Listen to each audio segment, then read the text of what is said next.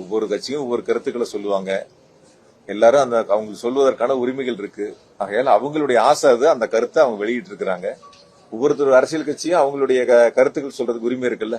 அதனால அவருடைய கருத்தை அவர் சொல்லியிருக்காரு. அது அவருடைய ஆசையா இருக்கலாம்.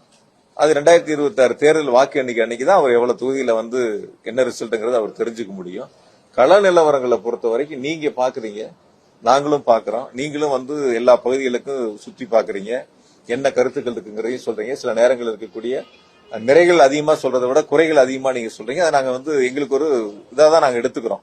செய்யக்கூடிய பணிகளுக்கு நீங்கள் எங்களுடைய கவனத்தில் கொண்டு வருவதைத்தான் நாங்க எடுத்துக்கிறோம். கோயம்புத்தூரை பொறுத்த வரைக்கும் நீங்க குறைகள் சொன்னாலும் கூட அந்த குறைகளை நிவர்த்தி செய்வதற்காக தான் நாங்க நடவடிக்கை எடுக்கிறோம்.